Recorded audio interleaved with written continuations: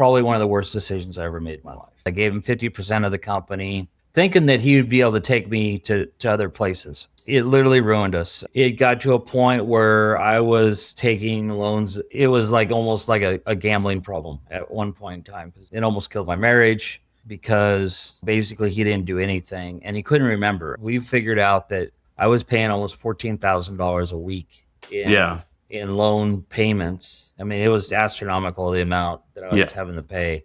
And for just understanding, what's your revenue on average per week? Then I was averaging about $20,000 a week. Yeah. So basically almost more than half of your revenue just being sucked out. Yeah. There's no way you could survive that.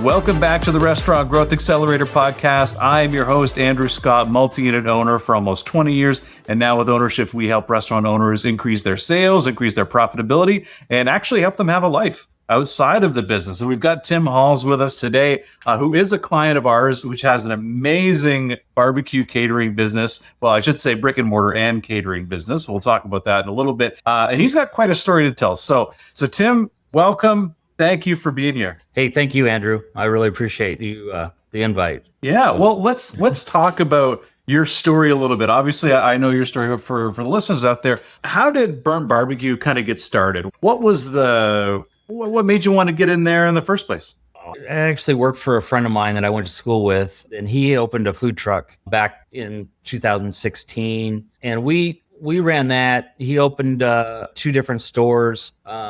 And right before he was getting ready to open the one store, his brick and mortar, a local food hall here in Plano said, "Hey, we want you to move in to Legacy Hall." So he said yes. And so I ran the Legacy Hall location and he ran the brick and mortar. And so, he opened the regular brick and mortar 2019, right before 2020. And then it turned out we actually opened Legacy Hall the day everybody shut down for COVID. So March of 2020. And so it was a bizarre time, of course, but we literally stayed open the entire time. Yep. We were doing meal kits, and he was a seafood restaurant. Okay. But we would do my barbecue for when people didn't want seafood as an alternative. Yeah. And so we were trying to think of all this stuff that we were doing because we were selling to families and anybody that wanted food. And they started a whole program there. I think there was 10 or 12 restaurants in Legacy Hall. 5 of us stayed open for COVID. And so I got permission to use their big, huge smoker. It was a big old rotisserie smoker. It was huge. Kind of a learning curve on how to use that because I've never used one that big before. And we were pumping out all my stuff because I already had a barbecue sauce and was doing different things. And we got to talking once things kind of settled down and things started opening up again. It's like, maybe we should look at opening a barbecue restaurant. So we partnered up. We found the location we're in Plano, and it was 10 minutes from my house, which was great, in a pretty good location. And so we opened up October of 20. We found the lease in October of 2020, but we actually didn't open up until January, I think 21st is when we officially opened. So we did all the work inside. It was actually a test kitchen for Ponderosa Steakhouse. Okay, so remember Ponderosa, Ponderosa and a Bonanza. And so they had all the equipment in there. I think they got locked out before COVID. And we literally walked into, so we didn't have to buy any equipment except for the smokers. I run Old Hickory CTO smokers. So they fit through a 36-inch door and they're meant to go underneath the vent hood. So they're super self-efficient. We started off with one that we quickly outgrew that. Got a second one, and we've been running 2 smokers for the last 5.5 years. And we can pump out a lot of barbecue with it. Yeah. After the first year, I bought my partner out and just took it on myself. After the first year, I had a friend of mine that he's been in the restaurant business for 30 plus years, big box stores, you name it, he was in it. And the only problem is he had a heart attack, and it almost killed him. And so he was looking for a job. And I said, why don't you come here with me? You can help me with the administrative stuff. Yep. Probably one of the worst decisions I ever made in my life. So really? Okay. that's kind of the beginning of what the story to continue. But he really didn't help me. And I was paying him the same salary I was. I gave him 50% of the company, thinking that he would be able to take me to other places. Yeah.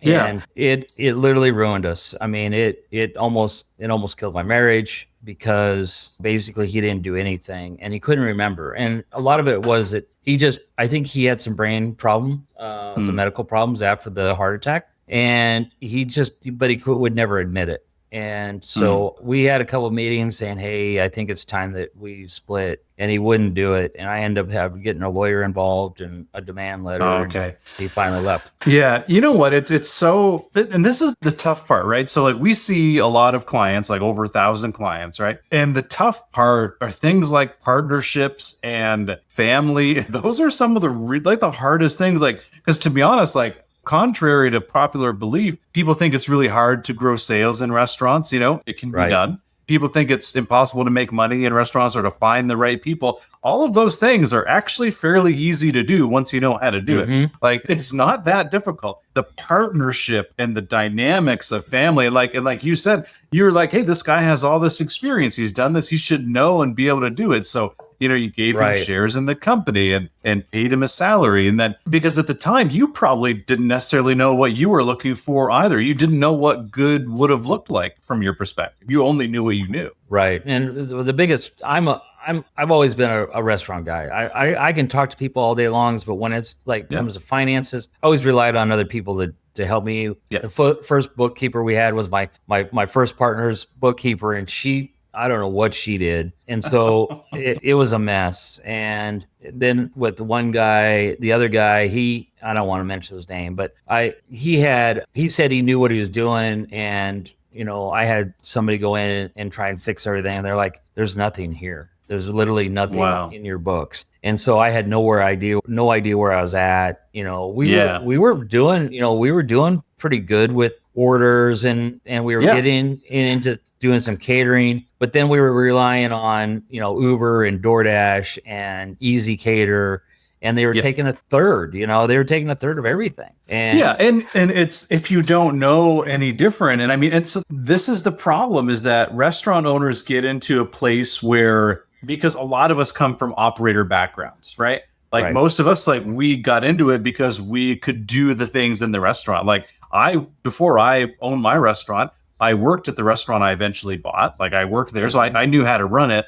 I worked in restaurants all my life, so I'm like, oh yeah, I can do this. But then you get into this position where you're like, okay, there's all of these things that I've never learned and I've never been taught, but I now need to know that it's actually one of the most crucial things of the business. Because like, Uber Eats and DoorDash, and like, those things aren't bad in and of themselves. They're only bad if your costs are already bad to begin with. You can run a negative. Like, you can lose money by taking orders on Uber Eats if you don't have your numbers right, if you don't adjust your pricing properly, and you don't have all of the things in place that you should. And granted, if your percentage of those platforms goes up too high, then obviously it tilts the whole thing. So, but my point is, we have a lot of clients that make great money from platforms like that when it's an added revenue stream, when everything else is good. But like, if that's your main source of income and you're not great on all the other things, that's going to drive you straight to bankruptcy, which we'll get into in a little bit. Yes. But funny story though,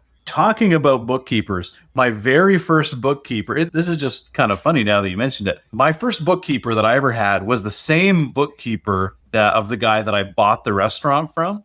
And I should have known better than to get involved with them. But luckily, it was a partnership. One of them was good, one of them was not good. And so, unbeknownst to me, the good one, that I worked with the most, was there. And so, like, I learned a lot. And then eventually, I stopped hearing from them. Turns out they had a partnership split. And part of the agreement was half the clients went to one, half the clients went to the other. And it turns out that I was taken over by this other person. And then I was dissatisfied with them and whatever. And so I went and found a new accountant, and then we filed my tax return. Now, my first year of business was 2007. And I think this is like 2010 or something like this, a few years later. And I get a new accountant to go and file my year ends. And what ends up happening is I get a call from the government and they say, hey, we see that you filed this return, but you have previous year's data. We haven't received a tax return for those years. And I'm like, what do you mean? So it turns out that there's one bookkeeper and an accountant, and they teamed up, and that was the company. And the accountant just never filed any of the taxes. Oh man. Filed nothing. And so the bookkeeper did the job. All the numbers were there, but the accountant didn't do anything. And so then the government was calling me and they're like, hey, we need to get those because now you owe penalties and blah, blah, blah, blah. And I was like, oh my God. And so I was calling her. It literally got to the point where I had to look up her address, and I threatened to go like knock on her door to get her to actually file the returns that I had paid for to be filed. Anyway, I hadn't thought of this in years. Let's talk about that. But here's the thing though, because unfortunately there are good bookkeepers and good accountants, and there are terrible ones. And it's so difficult because you don't know until you get in there. Same thing with, people bring in as managers. They can come with a great resume. Same way, you can graduate from college. No one's going to know whether you got A's or not. In your class. It's so tough to know unless you know what to look for, unless you know what good looks like. And that's what's so tough. And for you, from a business side of things, like you said, you always relied on someone else to handle that other part of it because you knew your part. I trusted him too. And that was I didn't really think anything different. And, that was the kind of the beginning of all this stuff that we've gone through this last year is we through everything. I said, let's just hire a bookkeeper. Oh no, I can do it myself. And I'm going to teach and when he says, I'm going to teach myself, I said, no, we can't do that. And so he went to somebody, but just got advice. He said, all I have to do is this. Okay. So I will tell you, every client that has ever told me that they are either going to learn to do it themselves or they are going to do it themselves, but they don't have training or knowledge, like it wasn't something they did before. Anyone that doesn't have that experience, it always costs them more to fix it than what actually hiring a good bookkeeper would do. And their reports are never on time or up to date to be usable to make business decisions. And I have yet to have someone prove me wrong. So anyone out there that's like, oh yeah, I do my own books, I would say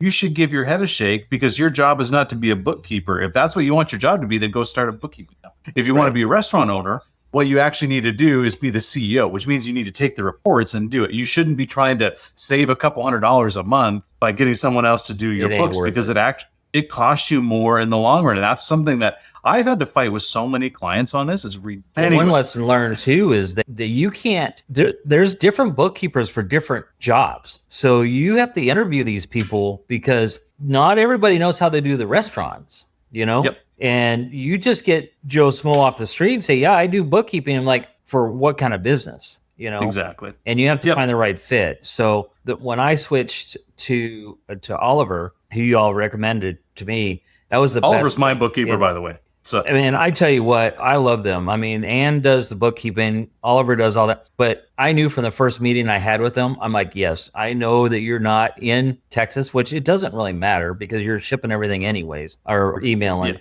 But I tell you what, it's easy to talk to him. He doesn't bullshit around. It's like this is what it is. If we not wait on this a little bit, it's okay. And it's been a real blessing for us. Yeah. And peace of mind.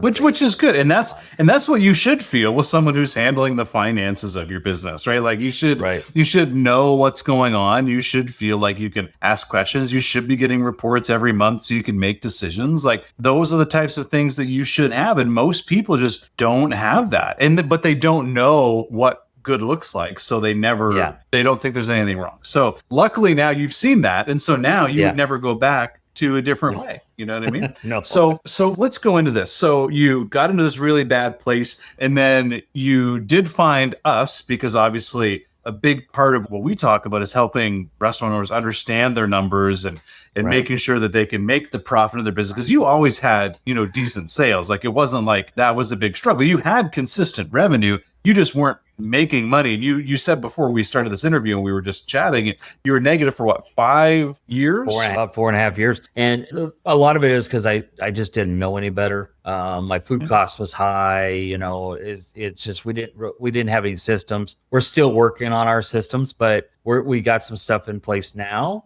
that is actually helping. We've promoted one of our cooks to where she's now running the kitchen with the help of my wife. They don't really let me in the kitchen unless I'm doing expo, because then I start doing the owner thing. But it's all in just compliance stuff, basically, Yep. But I step on the line. They're like, unless you're making your own food, you need to just go do something else. Yeah. So, but they're really, all my cooks now, they've been with us over almost 2 years. They're all really good. I got a cashier that he's a key hourly for me that he, he's been with us. In August will be 2 years, and he's incredible. He gets more 5-star reviews than I do. And so, Great. He's really good with customers, really good with customer service. Good. So, and that's honestly the way you want it. There's something that my managers always used to do this when they first started, when they were first in training in management. They always tried to pride themselves on how many 5-star reviews they can get, or how many compliments would get emailed and stuff like that, or posted online or whatever. And eventually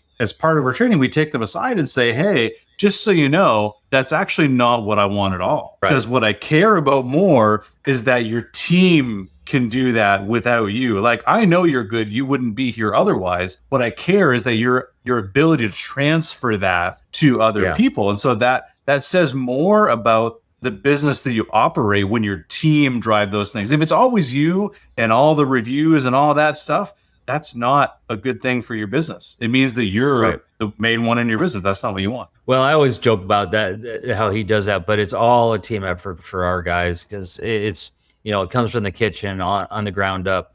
But the customer service side is very important, especially being a quick serve type of situation. Yeah, for sure. And we're different than most barbecue restaurants anyways. We're open 7 days a week. And so we don't do the Texas style, and there's nothing wrong with it. I just never really agreed with it, I guess. But, you work, you're open 3 days a week, and you cook until you run out. And then, you may not, the person that's been standing in line for 4 hours, you don't get the brisket that you want. So we've made our systems to where you can get brisket anytime you want, because we don't run out. And when we cook our briskets, we literally hot hold them for 24 hours before you even eat it. And so the flavor is incredible on it. Those are the type of things that we've played with and worked on and developed that really helps our restaurant to move forward. For sure. Well, let's talk about the finance piece, because, you mentioned that, you had been negative for about 4.5 years, and you met us, and so, things weren't in a good position. Again, you had sales, but you weren't making money. And basically, to make a short story boring, basically you ended up declaring bankruptcy. Yeah. I don't know where your loans were from. I don't know whether there was merchant loans involved in that, or whether what kind of the situation was there. But so when my last partner was there, I didn't have enough money to make payroll. And so I started in on the merchant cash advance for Toast, and they make it easy. They make it super easy to get the funds, but the payback is killer. So it got to a point where I was taking loans it was almost like a gambling problem at one point in time. Hey, Yep. And so I was taking loans to pay loans, and I got to the point where they wouldn't give me any more loans because, hey, you pretty much run out of, space to pay them back. And I was up to, when I went to, this is where it really got bad. I had got to the point where they wouldn't give me any more loans. So I decided to do the consolidation loan thing. And that's where they tell you that you can't talk to the people, and they put everything in one account, and then you start paying them back. Because we figured out that I was paying almost $14,000 a week in loan payments. It was astronomical, the amount that I was having to pay. And for just understanding, what's your revenue on average per week? So we average, then I was averaging about 20,000 a week. Yeah. So basically almost more than half of your revenue just being sucked out. Yeah. There's no way you can survive that. No. So we did that. Since we had the loans with Toast, they brought in and put Clover in, and the merchant service for that was, it was terrible. Absolutely. It was absolutely terrible. I don't think they knew what they were doing. I don't think they cared. Got me all set up, and then they literally set me up for failure. When the consolidation stuff happened, I ended up I was still having to pay like $6,000 a week. Yeah. And that's when I was just started. So we started with you in May, and this happened literally in kind of the peak of it was long story short, I ended up filing for bankruptcy end of July is what we ended up. And I talked to Dave and Siobhan, and I said, hey, this is what we're doing. I said, I don't know where that puts us. And he says, we're here for you no matter what.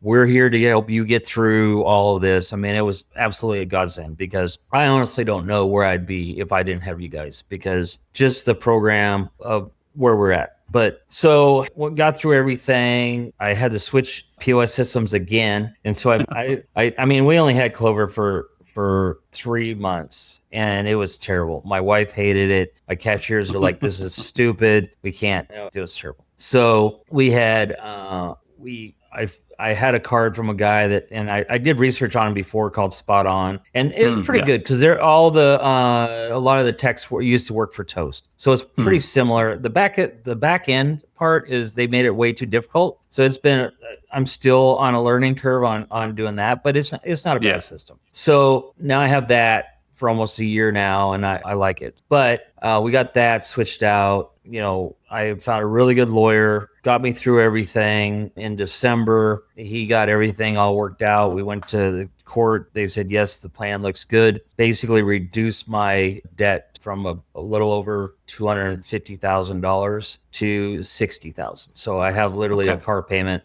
But you go back on what you said about, the taxes. My lawyer called me one day and said, do you realize that you hadn't paid tax stuff in the first 2 years you were open? And so you literally owe $50,000 to IRS. So I'm paying that money off too. But he says, they usually don't really look at it. And then, you file for bankruptcy and everything comes out. So this, exactly. Yeah. So, I talk about restaurant profitability a lot. And the truth is, most restaurant owners are hemorrhaging money without even knowing it.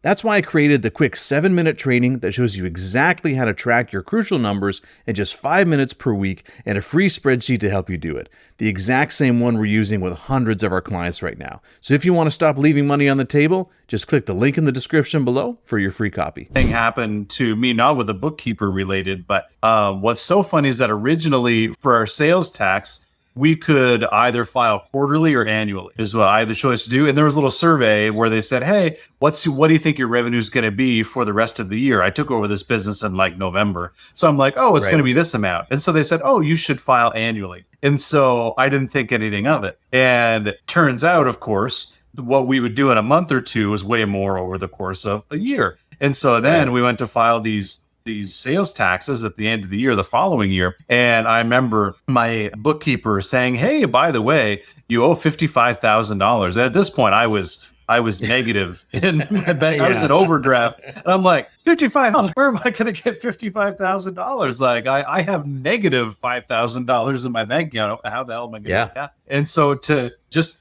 like the mistakes you make at the start, oh man, they provide some big complexity. And this is a lot of the reason why I do what I do, because I don't want people to make those same mistakes. Like I wish you would not believe, Tim, the amount of people that will hop on a call with someone on my team, decide not to work with us, and then call us back a year or two later. Their situations just continued to get worse. And I said, like, where would you be had you just worked with us then? Where would you be now had you done this? And anyway, I swear this is what keeps me up at night. Not like more than anything else. It's the people that don't come in and work with. Anyway, that's my fault. But you call for a reason, and a lot of it you kind of get skeptical, because I reached out to a couple other people on Facebook, and I don't remember who they all were. But one guy was like, I'm like, I need a little bit of soft hands with me, to get me through the process. And this guy says, well, he says, let me do a menu analysis.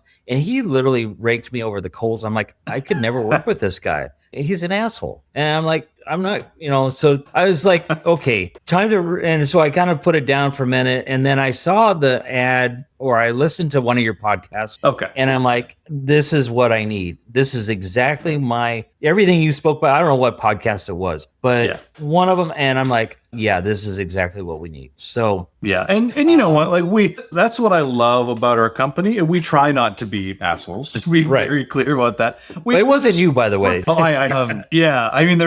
I mean, anyway, there's a story I'm thinking of, which I won't repeat, but because sometimes people, when they're in really stressful situations, say, so anyway, we'll not go there. But I understand. What I was going to say is just that, our team are all people that are from restaurants. They've done this for most of their lives. Like, they've been there, they've been where you are. And sometimes it's actually a negative for us, is because we over index so much on trying to help our clients, maybe even when, we go above and beyond so much, that sometimes it might be a bad thing, because, we try and help everyone, no matter how, like, you went through bankruptcy, we're still there. Yeah. And I'm sure there was quite a large time where we probably paused you while things got sorted. We still worked with you. Like, I'm sure that was all part of what we did. And so you paused me for 2 weeks, I think, and that really helped a lot. And but yeah, we were still doing our weekly meetings, and we were so it was just something helped.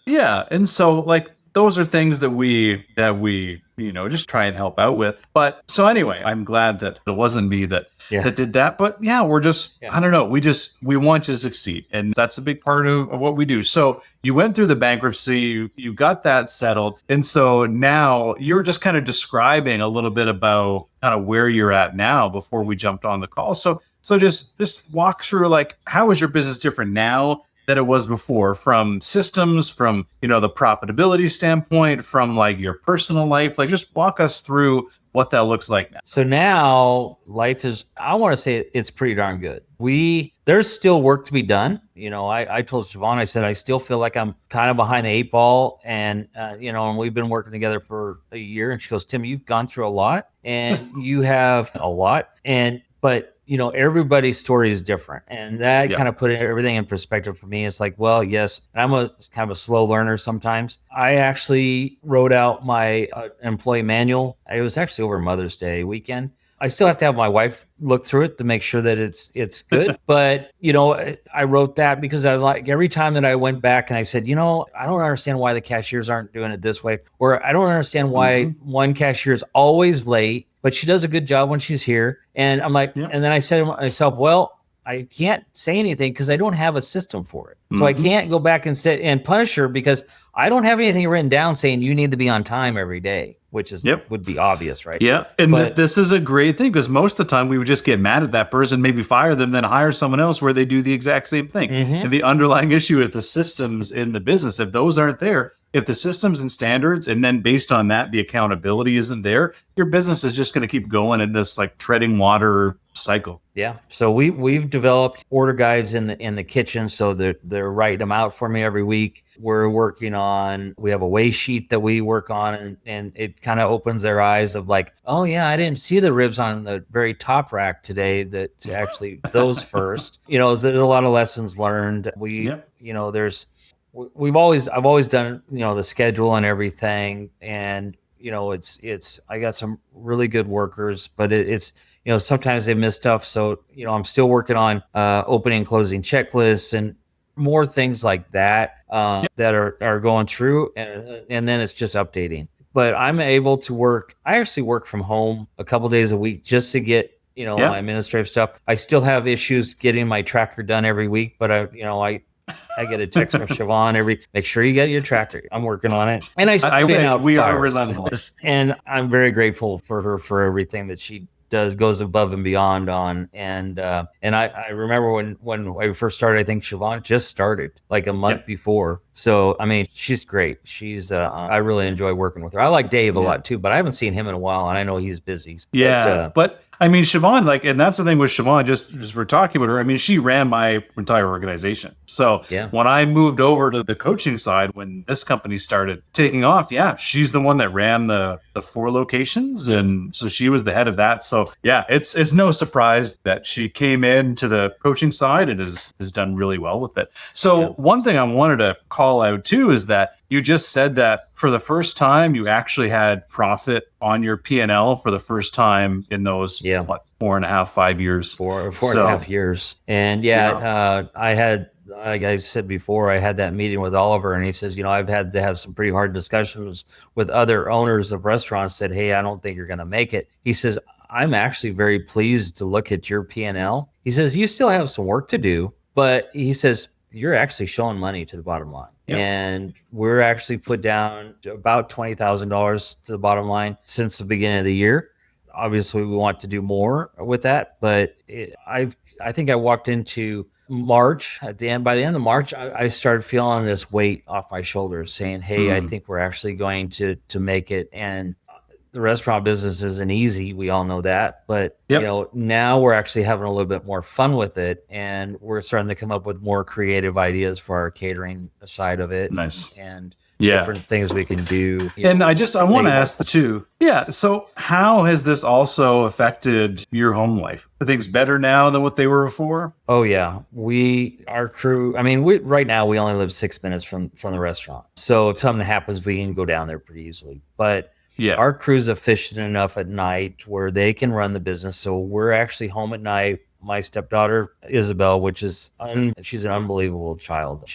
I never really wanted kids before. And then when Marie and I got together, and she worked for me at Legacy Hall. And so we actually fell in love. So we got married. Okay. It'll be 4 years in October. So she's been on this ride with me through Burnt. And, she's the kitchen manager or the general manager. And she's an unbelievable lady. And, but we have time for, and at home, my mother-in-law also works with us. So she does a lot of the prep stuff, and she's 68. She works for the rest of us.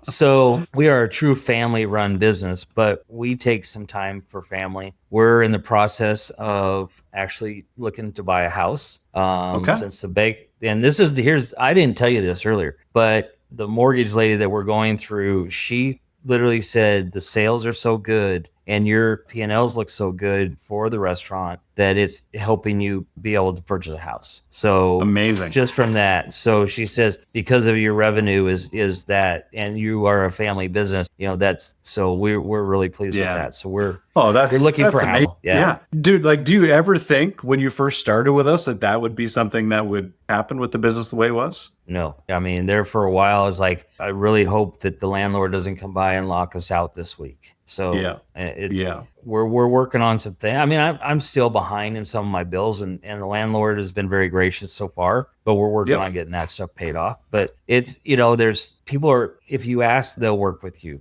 And, for the most part, if you keep good communication up with them, but we're trying to truck along to try and make all of our bills but the pressure isn't there. It's like, oh my God, are we going to close or, the future's bright for us. So yeah. Really, you know what? And I like how you mentioned that Siobhan said, like, every person has a different story, because for you going through a bankruptcy, coming out the other side and being in this place in such a short time afterwards is a massive change. You should be very proud of yourself. Where, some people might start and they might already be in a good place making, some profit every month. And then we help them to make even more, but that's their journey. Where for you in that circumstance, this is we are not going to make it to, hey, now we're looking for houses. You also mentioned, hey, we're thinking about opening up a food truck as well.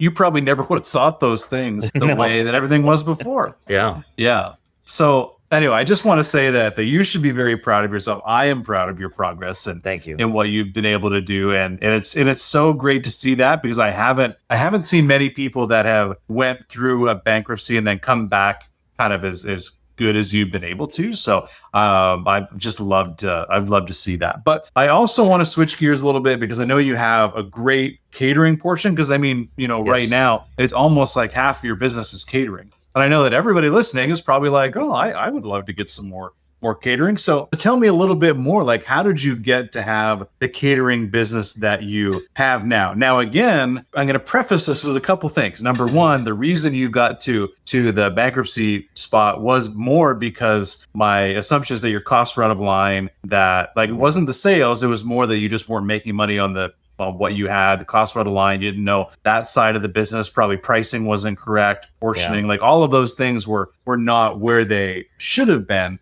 And so therefore you weren't making money with the sales you did have. So I wanted to preface that it was never the volume. The volume was always there. And we looked at your rent in comparison to your sales. Like that was never like, it wasn't a volume issue. It was just literally your cost of goods and your labor costs and all of that. So I wanted to preface that because a lot of people think, well, why would I want to, get more catering if this is what happens? But that's not the case. Right. So that's why I wanted to start with that. Obviously, pricing your catering is important, pricing it properly. Right. But just walk us through a little bit more about how did you build that side of the business? Because you have the brick and mortar, but then you have this whole additional piece of it that drives almost half your revenue. One thing that I haven't mentioned is we only have 24 seats in our restaurant.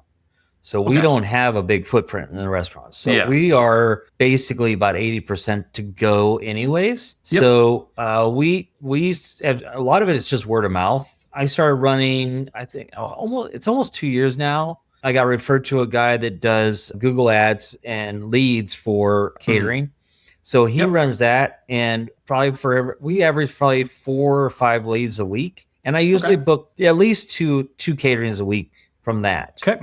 And they're not small caterings. I booked a $10,000 wedding out of this Google lead. That's coming up in July, which it's going to be really good because it's kind of gives us a chance to show off to a lot of different people that are in the age married.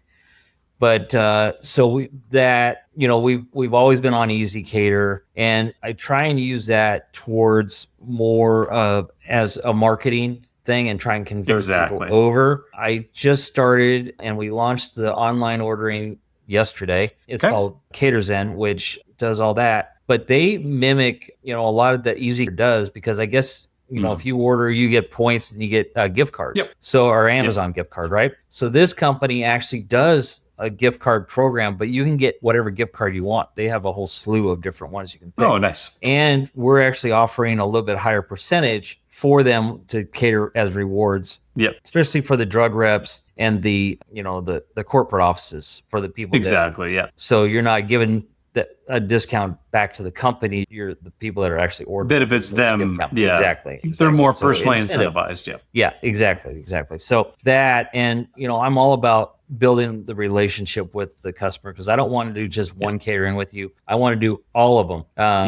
They want barbecue with, or with the Venezuelan side of it as well. So we do the taco bar with our barbecue in it, and that's one of my biggest sellers. We do a lot of taco bar, and we do with churches, the local churches around us, and I got hooked up, did some cold calling, and got hooked up with a couple of the big construction companies. Yep. And that's what's really helped us build. We have one that's building one of the big tollways or extending it, and they do a safety meeting every month. And so we do either every other month, or this time we did 2 times in a row. But we're feeding guys breakfast. And so we're rolling out and 5:45 in the morning. Either. No, they aren't. These guys are all eating, but a lot of them are Latin American. So the Venezuelan side, since my wife is from Venezuela, we added the Venezuelan side. So there's 3 different avenues we're taking with catering that really help us build. I do,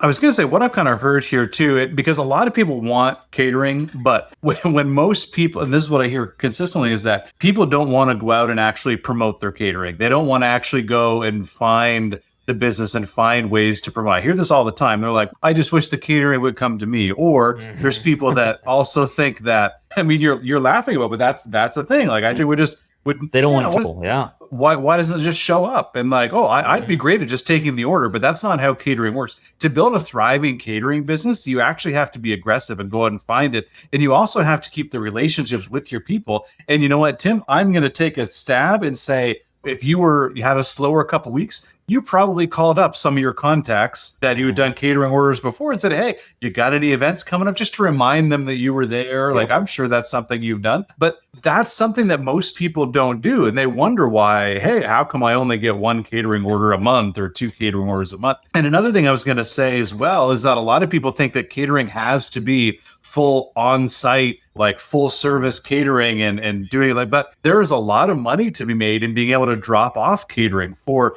even 20-person events or 30-person meetings. Like, those are all things that you can do. Like, when I built our business, a third of our revenue was catering, and we had built that based off of, on average, 10 to 25-person groups, right? And so, sure, if you get a catering order for 10 people, that doesn't seem like a big deal. But when you start getting 4 of them a day, that radically changes your business. All of a sudden, when you're putting $500 in the till before you open in the morning, and the beauty of it is a lot of our catering, because our lunch was like our busiest period. So we were able to do all of the catering. We did all the production first thing in the morning, and then all the drivers went out and we sent it all out before all of our staff switched over to do lunch service. And it just made it so that we were getting revenue in when otherwise we wouldn't have had the revenue. So labor was better because the production was way easier than doing our service, but it was just more dollars per square foot in a time that didn't have a line so big that people turned away, right? Because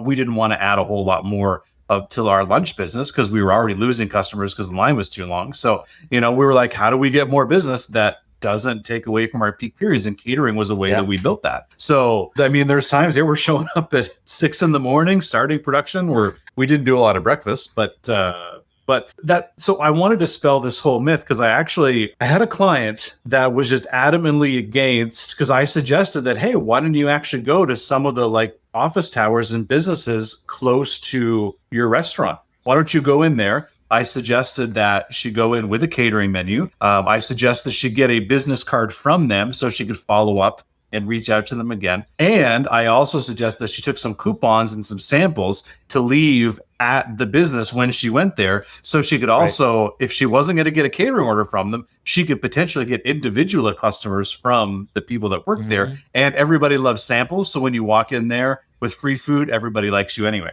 So I asked her to do that. And she was dead set against this. And she just never did it. And I have never had someone do this consistently that has ever had a bad result. Most people go out and do it and they spend an hour. I used to say like an hour a day keeps the lawyer away or the bankruptcy attorney away. But an hour a day promoting your business will do wonders for your business. I mean, you could make that one entire day that you do it 7-hour a day. But like if you go out and you visit 10 to 20 businesses a day, and eventually once you visit them all, you go back and do it again. Like that's how we built our catering business. Then you can obviously pay like you did, Google ads and sending them to that, or you can use other, catering services, which can be good because like you said, from a marketing perspective, they're great because that's the market that you're looking for. And then if once you get the orders, you try and convince them to use your own ordering system, or, like that can then become a thing that you do, which, if you can convert them there, that's great. You save on the cost. But the catering business doesn't grow itself. You have to have a good product, but you also have to nurture the relationships. You also have to follow them up.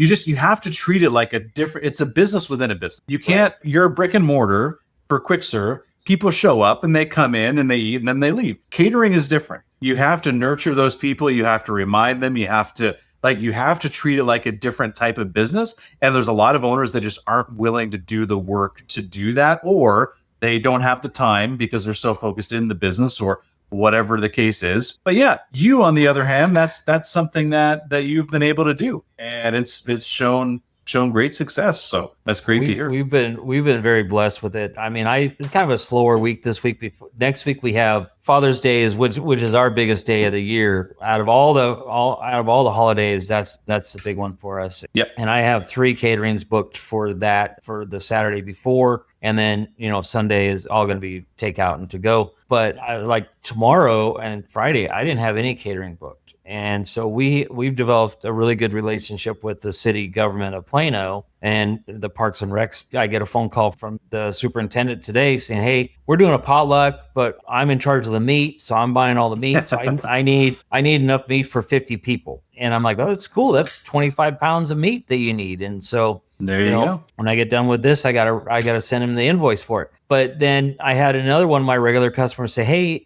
is it too late to order taco bar for tomorrow? I said, it's never too late, And so, it helps. I have probably 20 or 25 different drug reps that pharmaceutical reps that use us on a regular basis. But the cool thing that I started doing just a few weeks ago with ChatGPT, I literally, instead of having to bring a bunch of menus and lay them out and they just sit there, I literally make a poster. I got the little acrylic sign holders from Amazon, and I make a sign with their logo on it, thanking them for ordering catering from us. I put a QR code on there and then our website. And so they have a way to go on there and see who the catering is from. And plus it personalizes it for the people. And the result of me doing that, almost every catering in the last couple of weeks, they're like, oh my God, it's like the coolest thing. I had one lady going around showing all of her bosses it the other day, one of my regulars, and she's like, that's so cool, So it's just one of those little personalized things that I'm doing that kind of brings them together and say, nobody else does this for us. I never see an owner come out and actually deliver the food and set up everything. And we're actually delivering today. I did a delivery. That's why I had to go a little bit later. Is a local they've been around for like 40 years. An old hamburger stand place is having a corporate meeting. She goes, we want to try your stuff out, because I brought it to them this morning or this afternoon, and I met all the regional managers and everything for that. And they're like, okay, we want to book you for when we have our full manager meeting on the 16th of July and at a local hotel. And it's only 35 people, but it's a personal service that we can give them. Yep. And if you stack enough of those together, that's what creates this type of business. Here's the other thing I will say is there's a lot of different types of advertising you can do. So like advertising on Facebook and doing, say, whether it be like bounce backs or like text message marketing, there's a lot of things you can do. Now, those all provide like a quick hit of revenue. So it happens quickly because individual customers, so B2C, can come in quickly. They can make decisions quickly. B2B, or in this case, our catering that we're talking about, they take a much longer time to make decisions. Their orders are usually much less frequent, but their average order value is so much larger. So what you end up needing to do is you just need to build a much bigger pool of active catering clients. So you probably have 200 active catering clients, but they might only order once every 3 months. But that's enough to give you this size of business. Now, the other thing I will say is that catering is a long play. It doesn't happen overnight. It takes time. And so if you don't have any catering, a lot of people get discouraged because they're like, oh, well, we only have an order a week, or, you don't see it immediately happen, but it's something that stacks, because what really makes the difference is the recurring business. Because here's the difference in between the catering business and your in-store business. So with an individual customer, because most of us don't have a great loyalty program. Now, I'm sure with the POS systems now, there are better loyalty programs, but even so,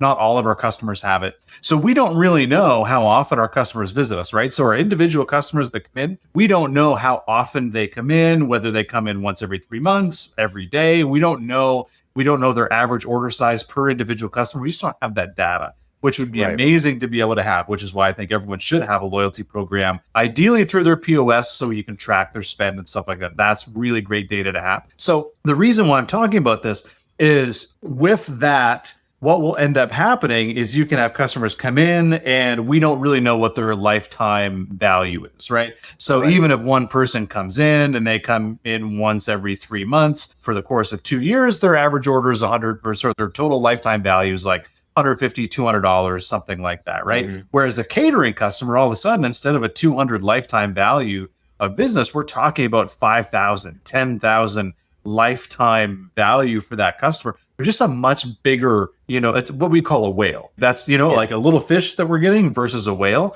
And it just takes more time to find a whale to get them in there. So it's a different form of business. So don't get discouraged if you don't have a ton of catering right away. It takes time to build, and it's through those people reordering, right? So it's by doing a great job and having them come back again and again and again. And that's what will separate you from other places. And I will tell you a story. I had 2 different locations. I had 4, but the 2 that I'm talking about were both in the East End. And one of which had a manager there who didn't run things as tight as what we would like. And again, that's my fault. But the situation is that the catering was typically delayed, typically wasn't as presentable or wasn't as high quality as the other location. And so I would go back and forth between all the locations. And I just happened to be at the other location one day, and the customer, not even really thinking about it, was like, I normally order from this one, but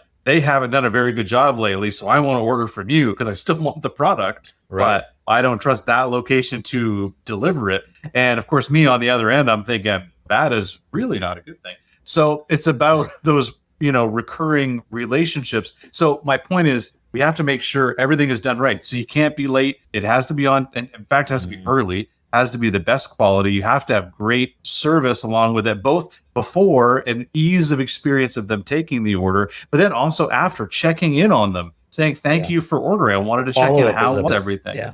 100%. And but the thing is, nobody does those basics, which is why it's so uncommon and why it stands out. When's the last time you placed an order somewhere? Like I just got married, right?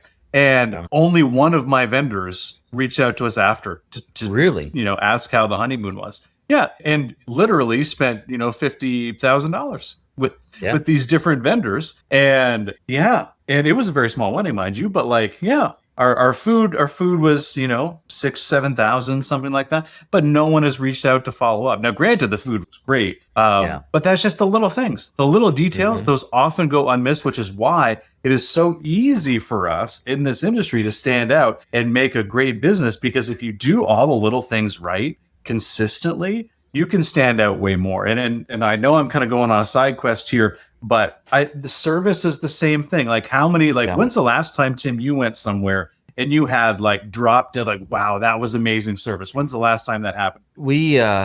We like Texas Roadhouse a lot because it's affordable, but the food is incredible almost every time we go. We've had one or two times where it hasn't been, but we had a server that went above and beyond one time not too long ago. And so I literally gave a 5-star review, gave her a bigger tip than I would normally give. And I told her, I said, your service was outstanding. And I said, I own a restaurant. And I know how service should be and everything. I said, I would hire you if you were looking for a job. So my question is, how often do you get that though? You said a little while ago. So that's my point here. You couldn't be like, oh, last week, that's when I would. No, it's a while. And so here's the other thing too. This filters in to when we hire team members, right? Because team members come in and their expectation of what good service looks like is the caliber of service you get at every other place. That's what the norm is. So that's what they provide. So when I hire people, I also give them examples of what we expect from our service, because they otherwise don't know. And we train them on it, because the service that we want to provide needs to be better than everywhere else. And then that's just what they think service is. Good service to them is if you said thank you after you ordered your Big Mac. You know what I mean? Yeah. Like if you said you want, and they don't say that anymore. Nobody says that. I mean, my first job ever was McDonald's in high school, and I still use some of the stuff that I learned 40 some years ago. Please and thank you and all that kind of stuff. But there isn't any customer service. Very little places anymore have any customer service, and that's why it is so. There's such a big opportunity for you to stand out in the marketplace. Yeah. By doing the little things really well, because even doing the basics consistently will make you extraordinary. And that's the thing that a lot of people miss. And so the reason I just talk about service is the easiest example. Like, when's the last time someone said, Tim, how are you doing? Hey, what's your daughter's name? And do you have a special occasion you're coming out for? Oh, it's your anniversary. How long you been married for? Tell me, what was the favorite part about your wedding? No one asks questions like that. But I bet if someone did, you would go, holy shit, that's the best service I've seen in a long time. Yeah. Someone asked. And I actually had someone come back. Actually, speaking of Siobhan, your coach, when she was working for us in the restaurants, she had a customer come back and say, you know what, that's the best conversation that I've had all week. And as she just had literally a 3-minute conversation with me. but we taught all of our team the art of having what we call an onion conversation as part of the training that we did. And it's just how we can layer in conversations and go deep a lot faster, which is just above and beyond just the weather. Because I'll tell you what, nobody wants to talk about the weather, but you're lucky if you can get someone to even ask about the weather. You know what I mean? Like, you're lucky if someone even says, oh, it's nice out there today. Yeah, it is. That's above and beyond in today's world. But that's why there's such a big opportunity. And I just, I was thinking about this the other day because I used to get fired up training all of the staff about this. And I'm like, I haven't done my spiel in a while. And here, so I'll leave you with this. I'll leave you with this before we end off is, have you ever noticed, because you're quick service, and again, I come from a quick serve background, how many people will order and then they'll instantly be on their phones? Oh, it's unreal, the amount. Yeah. So let me tell you this. People find what is on their phone more interesting than the human being that's standing 2 feet away from them. And so where as a society, and I know I'm getting on my pedestal here, but like, where as a society are we that having the conversation and learning more about others and actually being human and connecting as humans, when did that become less preferable than looking on your phone?